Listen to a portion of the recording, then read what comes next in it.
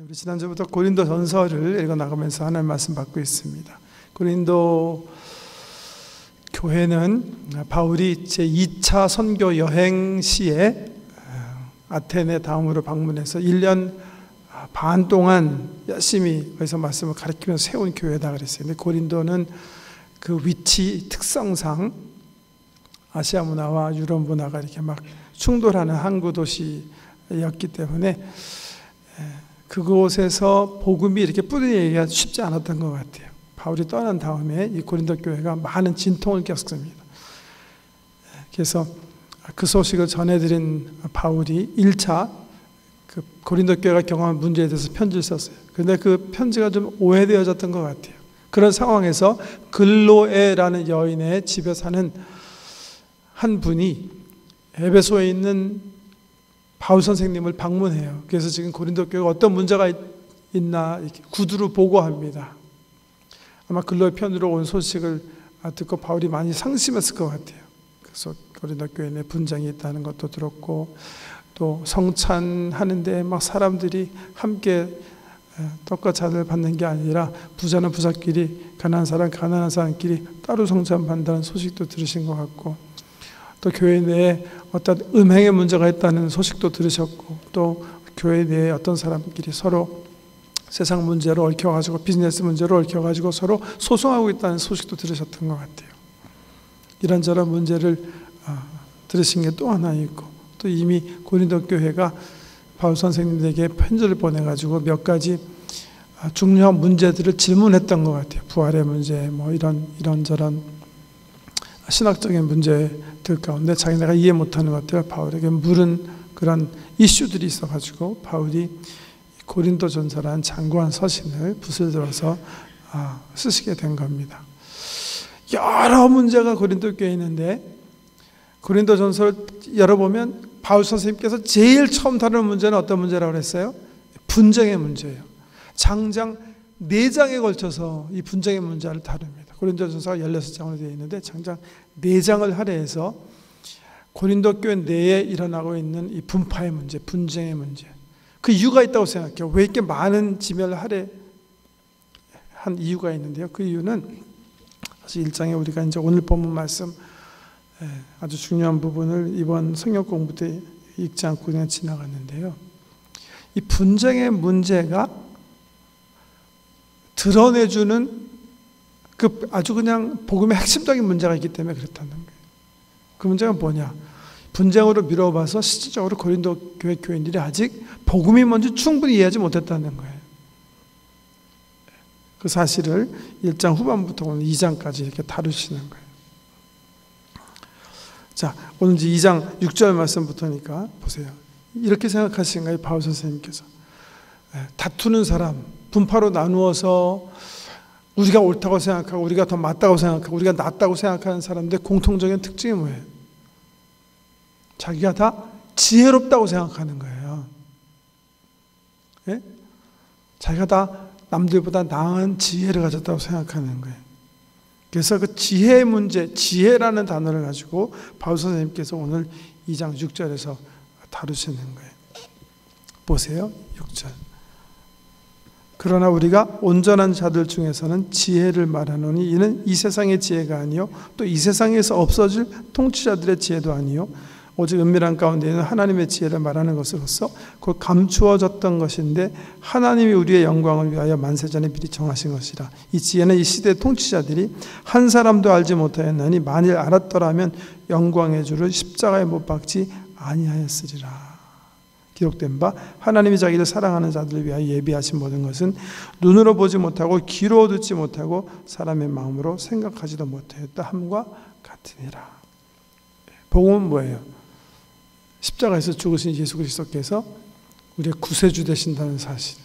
이 복음은 우리 인생에 대해서 아주 중요한 진리를 선포하고 있어요. 그 진리가 뭐죠? 우리가 무능하다는 거예요. 우리가 무능력하다는 거예요. 무력하다는 거예요. 그리고 우리가 무지하다는 거예요. 그죠? 왜요? 우리 힘으로 할 수 없기 때문에 하나님께서 아들 예수 이 땅에 내려보내주시고 십자가에 그를 죽게 하신 거예요. 그 십자가를 바라보면 우리가 얼마나 무능력하고 무지한가를 알 수가 있는 거예요.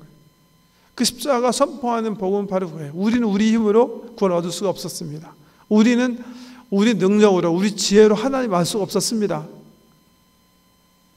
그 십자가가 선포하고 있는 거예요. 그래서 바울이 이상하게 생각하는 거예요. 우리가 십자가를 믿고 십자가를 통해서 구원받았는데 어떻게 분파로 갈릴 수가 있는가? 그 십자가 말하는 것이 우리 모든 인생의 무능력이고 무지인데 어떻게 사람이라는 지도자 중심으로 나눌 수가 있는가? 그게 우리 지난주에 말하는 거라면 이분들이 이제 네 분파로 이제 바울파, 아볼로파, 또 그리스도파, 게바파 이렇게 나눈 이유는 자기네가 더 지혜롭고 더 잘났고 남보다는 그렇게 생각하고 있기 때문에 계속해서 이들이 자랑하는 그 지혜에 대한 지혜가 얼마나 무능력한가를 이제 오늘 본문 말씀 통해서 얘기해 주시는 거예요. 좀 아까 6절에서 9절까지 10절까지 말씀을 읽었는데 여기서 바울 선생님께서 말씀하려고 하는 내용이 뭐예요? 세상의 지혜로는 뭘 할 수가 없다? 참 지혜. 참 지혜는 뭐예요? 여기서는 예수 그리스도 십자가에도 세상의 지혜로는 십자가를 도무지 이해할 수가 없지 않느냐. 여기서 지금 말씀하시는 그 진리예요. 여기 그 지혜라는 단어가 헬라어로 소피아예요. 소피아. 학교 학생들이 저 대학교에 이제 돌아가면 소피라는 말을 많이 이제 듣게 되는데 소피아라는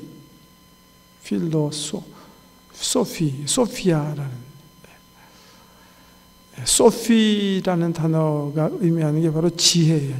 그래서 필로라는 말이 아카페, 필로스, 에로스, 사랑한다는 말이잖아요.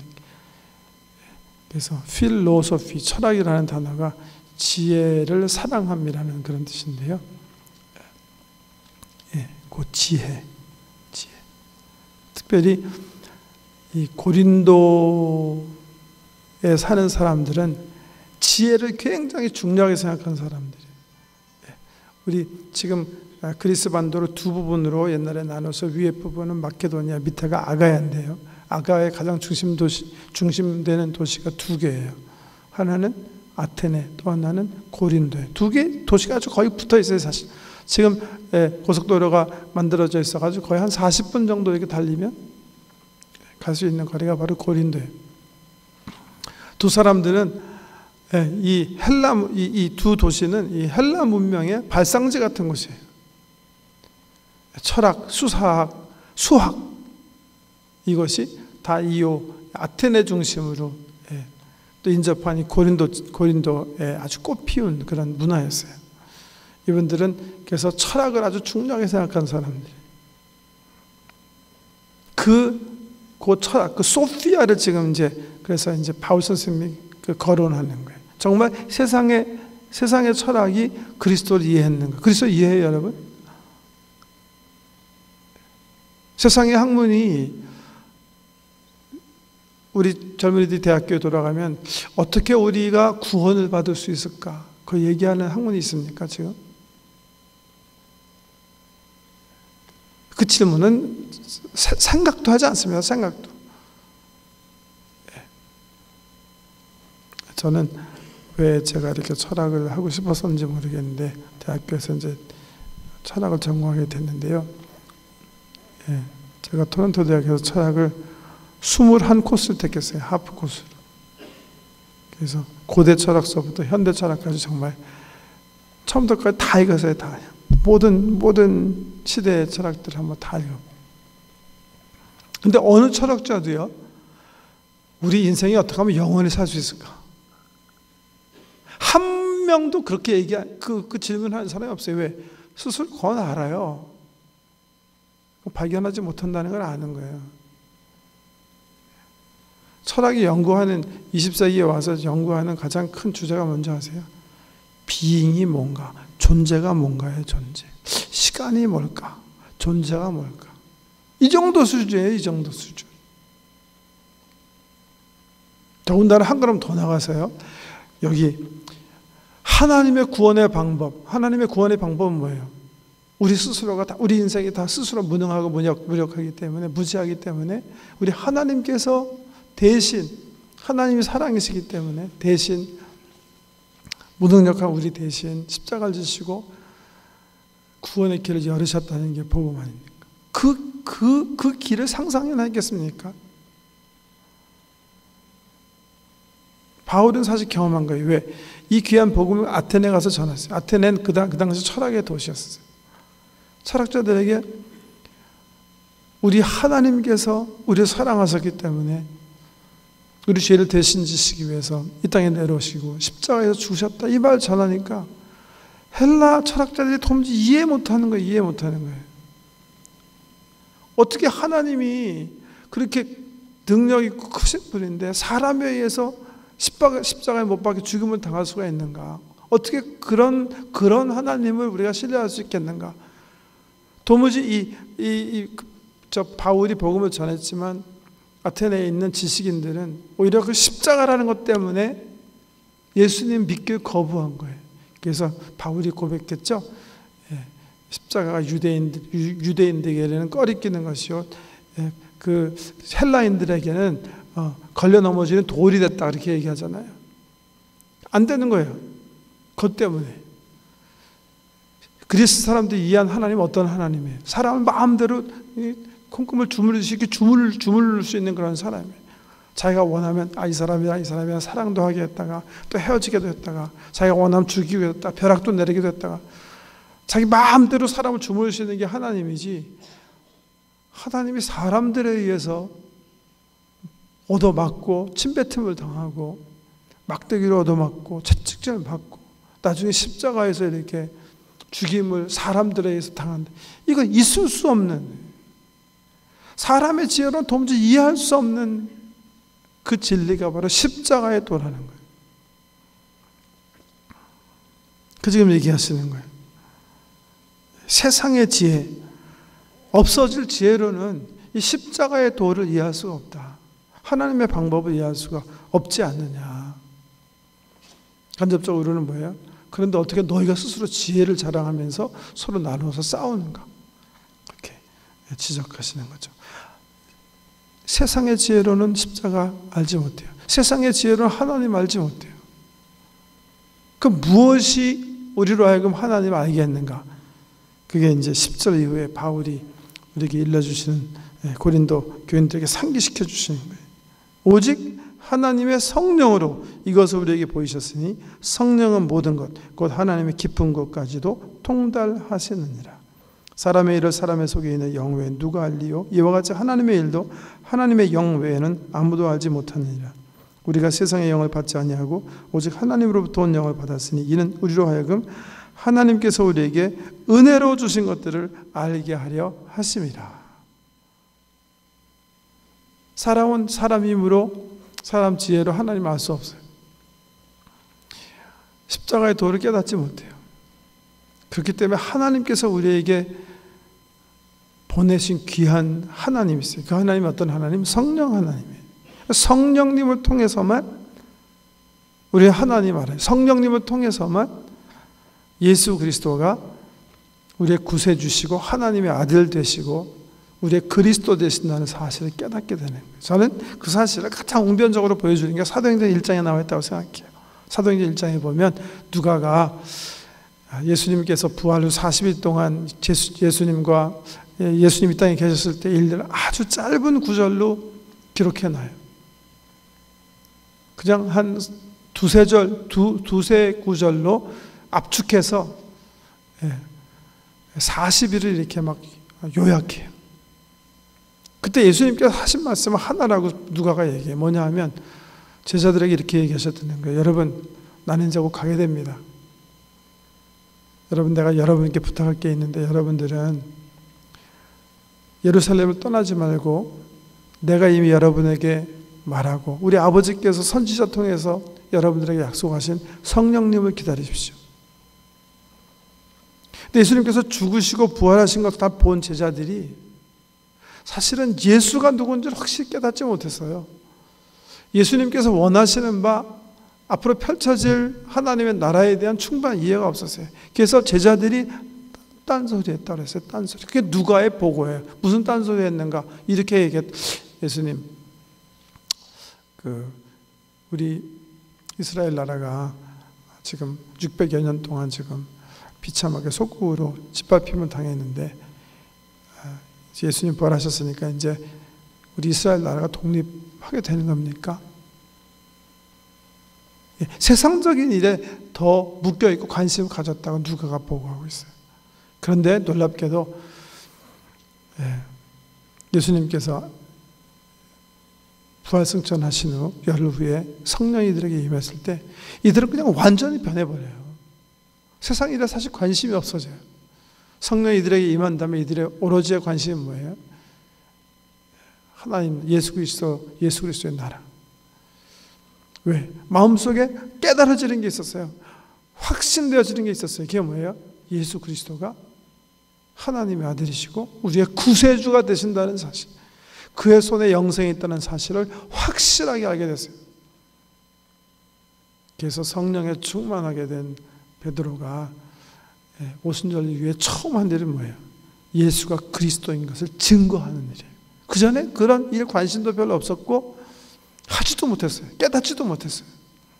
그런데 성경이 깨달아지는 거예요. 시편이 깨달아지는 거예요.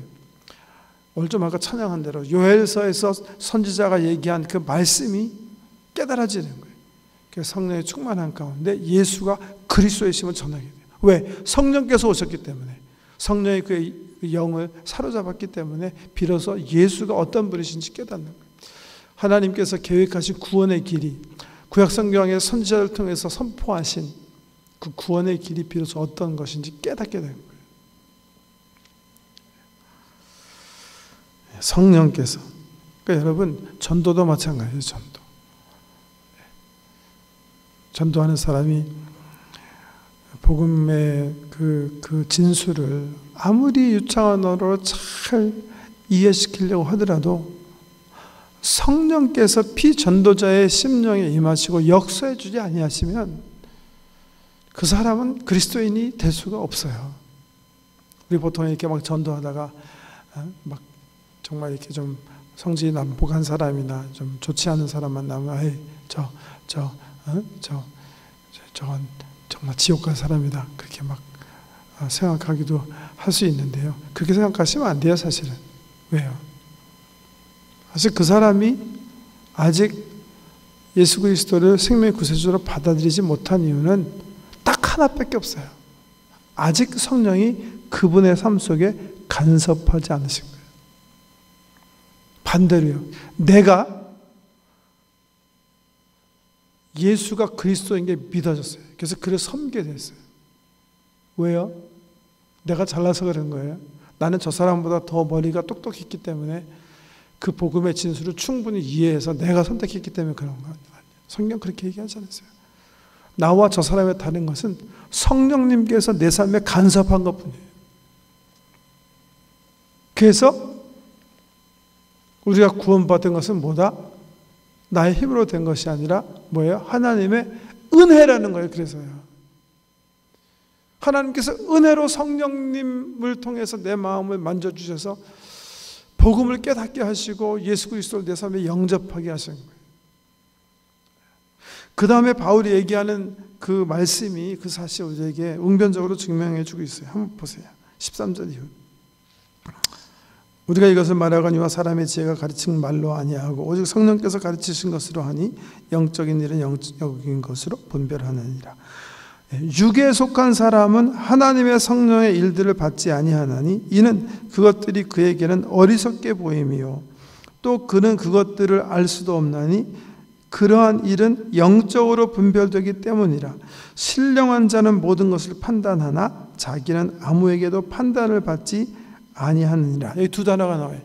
육에 속한 사람, 그리고 신령한 사람. 어떤 사람은 육에 속했고 어떤 사람은 신령한 사람. 오케이. 한번 이렇게 한번 가정으로 고린도 교회에 가서요. 고린도 교회 가서 고린도 교회 교인들에게 어떤 사람이 육에 속한 사람이고 어떤 사람이 신령한 사람입니까? 이렇게 물어보면 고린도 교회 사람들이 어떻게 대답했을까요? 모름지기 고린도 전서를 다 읽어보면 고린도 교인들은 이렇게 대답할 가능성이 많아요. 성령의 은사를 받은 사람은 신령한 사람, 성령의 은사를 받지 못한 사람은 육에 속한 사람, 이렇게 대답할 가능성이 많아요. 우리 본하나님께 교인들은 어떻게 대답하실 거예요? 어떤 사람이 신령한 사람이고 어떤 사람이 육에 속한 사람이에요. 여러분, 이 대답에 따라서 사실은요, 우리가 복음을 이해했나 이해하지 못했나가 달려있는 거예요. 근데 고린도 교인들이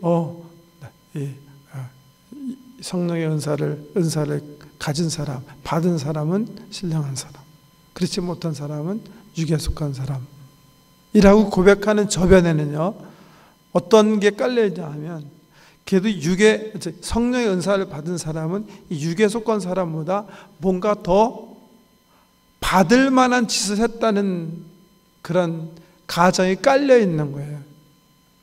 그리고 그런 가정 때문에 지금 고린도 교회가 진통을 겪고 있는 거예요. 스스로 잘났다고 생각하기 때문에, 스스로 남보다 낫다고 생각하기 때문에, 자기는 신령하다고 생각했어요. 지금 여기서 얘기하는, 지금 바울이 얘기하는 육에 속한 사람과 신령한 사람, 이 구분을 잘 이해하셔야 돼요. 육에 속한 사람은 왜 영적인 일을 분별하지 못하고, 신령한 사람은 왜 영적인 일을 깨닫게 돼요. 오늘 이거 가슴속에 꼭 이 신령한 지식을 품고 가세요. 바울의 구분은 바로 이거예요. 영적인 사람은 성령님께서 삶 속에 들어오셨기 때문에 신령한 거예요. 육적인 사람은요, 아직 성령님께서 이 사람의 삶 속에 들어오지 않으셨기 때문이에요. That's all there is to it. 신령한 사람은 성령님께서 그의 영혼 속에 들어가셨어요. 그래서 드러내 주시는 게 있었어요. 뭘 드러내요? 뭘 드러내는 거예요? 예수에 대한 진실이요. 예수님에 대한 진실이 뭔데요? 예수님이 하나님의 아들이시고 우리의 구원을 위해서 우리 하나님께서 보내주신 분이시고, 그를 믿으면 우리가 영원한 생명을 얻는다는 거예요. 그 사실을 성령이 한 사람의 영혼 속에 들어오면 깨닫게 되는 거예요. 그래서 이 사람은 신령한 사람이 되는 거예요. 근데 육적인 사람은요, 아직 성령께서 들어오지 않으셨어요. 그래서 뭘 깨닫지 못해요? 예수에 대해서 깨닫지 못하는 거예요. 그래서 육적인 사람인 거예요. 그건 당연해요. 왜? 육만 가지고는 성령께서 개입하지 아니하시면 하나님의 일을 할 수가 없다는 거예요. 그게 바울이 얘기하는 그 복음이에요. 복음. 그래서 이 구원은 하나님의 전적인 은혜고 선택이고 예정이라고 바울이 생각하는 거예요.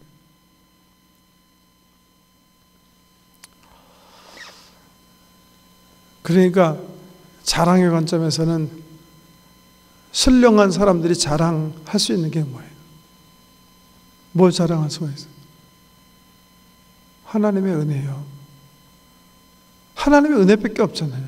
우리가 구원 얻게 된 거, 우리가 하나님의 자녀가 된 건 뭐예요? 전적으로 하나님의 은혜인 거예요. 하나님께서 하나님의 성령, 삼위일체 가운데 한 분이신 그 하나님을 우리 가운데 보내주셨기 때문에. 왜? We don't know.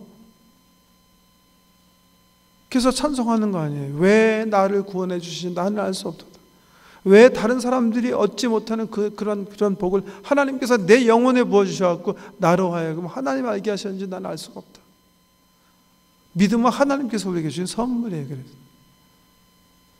내가 다른 사람보다 똑똑하기 때문에 복음 전도자가 나에게 얘기했을 때 다른 사람보다 더 잘 이해해서 내가 선택해서 예수 믿은 게 아니라 성령님께서 내 영혼에 들어와 주시고, 그 성령님이 하나님 세계에 대해서 우리로 하여금 이해하게 해주시고, 특별히 예수가 우리의 구세주심을 깨닫게 해주시기 때문에 우리가 얻게 되는 은혜예요. 두 가지 어플리케이션. 여러분 혹 수집해 나오셨는데, 내가 정말 예수가 하나님의 아들이고 그리스도인지 민감해요. 그럼 어떻게 기도하셔야 돼요? 성령님을 구하셔야 돼요. 하나님, 내가 주님 알기 원합니다. 약속하신 성령님을 나에게 허락해 주시고 내 영혼을 성령으로 채워주십시오. 성령님께서 증거해 주셔야 내가 정말 하는 거예요. 내 주변에 내가 전도하는 사람들을 위해서 기도할 때도 마찬가지예요. 그렇게 기도하셔야 돼요. 성령님, 내 속에 들어오셔서 내 마음을 만져주신 것처럼 내가 전도하려고 하는 이분의 마음을 우리 성령님께서 만져주시고 성령님께서 간섭해 주시고 성령님께서 증거해 주십시오. 여기서 이제 성령의 나타나심이라는 단어를 너무나 이렇게 은사 중심적으로, 표적 중심적으로 생각하시면 안 돼요. 성령의 나타나심을 가지고 전도한다 하는 말은 우리 성령님께서 우리 영혼에 들어오셔서 예수가 누구인가를 리빌해 주시는 거예요. 바울이 고린도후서에 나중에 4장에서 그렇게 고백해요. 자기가 예수 그리스도를 믿고 그의 사도가 된 그 근본적인 이유는 창조주 하나님께서 그 창조주의 능력으로 자기 어두운 영혼에 빛을 비춰주셔서 예수 속에 있는 형상이 하나님의 형상인 것을 알게 하셨기 때문입니다. 그렇게 고백해요. 그 역사가 일어나야 돼요. 누구 속에? 내가 아직도 예수님에 대해서 확신한 마음이 없다면 내 영혼 속에, 그리고 내가 지금 전도하려고 했을 때는 그분의 영혼 속에 우리 하나님께서 개입하시고 우리 성령님께서 개입하셔서 마치 오순절 다락방에서 아직은 예수에 대해서 확실히 모르는 120 성도들의 영혼 속에 우리 성령님께서 임하셨을 때 이분들이 정말 하나님 나라에 대한 확신하는 마음을 가지고 자신 있게 예수가 그리스도인 것을 외칠 수 있었던 것처럼 우리 성령님께서 역사해 주시옵소서. 성령의 역사하시는 방법은 참 다양합니다. 저는 주일 10시 30분부터 1배배 마치고 10시 30분부터 10시 40분, 11시 40분까지 이제 우리 교회 새로 등록하신 분들, 또 새로 예수 믿으시는 분들 이렇게 교육 다 받으신 분들 이제 저와 1시간 또 이제 서로 교제하는 시간을 갖는데 제가 늘 물어보는 질문이 바로 그거예요. 선생님 성도님 어떻게 해서 성도님이 예수를 알게 되셨습니까? 어떻게 해서 하나님의 자녀가 되셨습니까? 방법은 참 여러 가지. 지난주 제가 이렇게 들은 얘기도 이렇게 생각해 보면 그래요. 어떤 분은 그냥 시집 와가지고 예수 잘 믿는 집에 시집 오셨는데 그냥 갑자기 어머님이 자기는 아직도 사실 예수 잘 모르고 시어머니와의 관계도 소목소목한데요. 시어머님께서 야, 우리 교회 특별 새벽기도에 있으니 2주 특별 고난주간 새벽기도에 있으니까 무조건 나가서 기도하자. 그래서 자기는 사실 기도도 뭔지 모르고 예수도 뭔지 모르고 그냥 시어머니 따라 나갔는데 시어머니께서 새벽마다 그렇게 열심히 2주 동안 기도하시는 모습을 보면서 깊은 감동을 받았대요. 아직 예수는 모르는데. 그리고 시어머니가 좋아지기 시작했고 서먹서먹하던 관계도 새로워지기 시작했고 그 어머니 믿으시는 그 예수님 내 마음속에 임해주세요 기도하게 돼서 아주 어머님 따라서 예수 믿게 됐다. 그렇게 고백하신 분이 지난주. 또 한 분은 캐나다에 유학 오셨는데 여러분 잘 아시는 걸 거예요. 특별히 아주 특별한 만남 오래 하신 분들은 다 들으셨을 텐데요.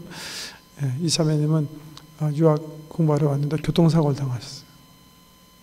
그래갖고 그냥 갑자기 병원에 입원하게 되셨는데 병원에 그 교통사고 나기 바로 전에 저희 교회 산부 청년 길청년 예배에 참석하셨는데 아직은 뭐 유학 초기이기 때문에 사실 우리 진정한 의미에서 우리 산부 청년들과 교제가 깊은 때가 아니었는데 저희도 사실 그 사고 났다는 소식을 나중에 들었습니다만 그 소식을 접하고 우리 청년들이 교통사고 나서 고생하고 있는 자매를 방문하고 위로해주고 한 번만 그런 게 아니라 쉴 때도 없이 찾아가서 위로해주고 도와주고 보살펴주고 맛있는 음식 해다주고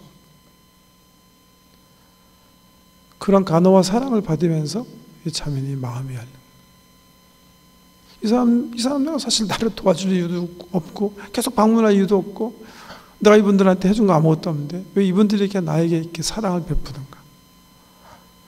그래서 찾아온 그 형제들과 자매님들과